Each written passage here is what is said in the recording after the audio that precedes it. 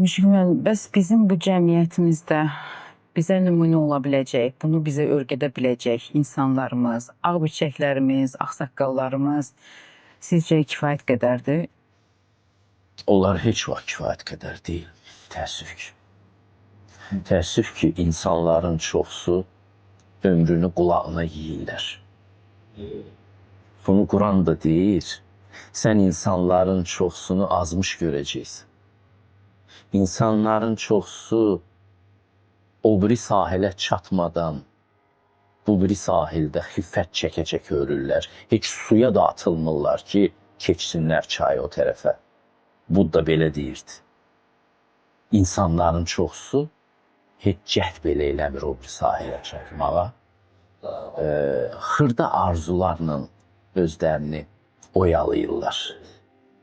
Nə bilim, karyeraya çatım, nə bilim, var dövlətə çatım, nə bilim, avtomobilimi dəyişim, nə bilim, evimi dəyişim. Bütün ömür bu şeylərə gedir.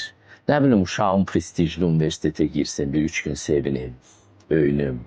Vallah, bu cür xırda-xırda şeylərlə. Uşağımın toyunu görüm.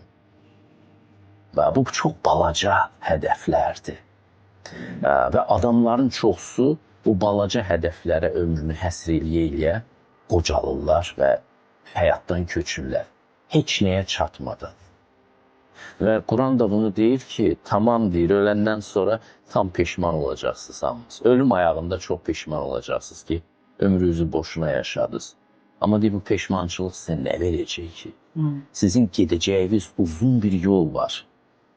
Ömrünün sonunda sənin tövbə eləməyin, Allaha şəhadət verməyin nə faydası var? Sən özünü düzəltməyə xərcləməliydin bu vaxtını. Hər günlə Allaha bir addım da olsa yaxınlaşmağa xərcləməliydin. Öz mahiyyətinə yaxınlaşmağa xərcləməliydin. Sənsə ömrünü boşuna xərclədin. Mən elə bunu uşaq vaxtı başa düşmüşdüm ki, baxırdım ağsaqqallara, bizdə pensionerlər domino döyürdülər həmişə həyətdə. Düşüb baxırdım, onların içində müdrik adamlar da vardı. Amma hiss edirdim ki, bunların çoxsu ancaq pensionerdir. Və fikirləşirdim, o Dədə Qorqud filmi təzə çəkilmişdi.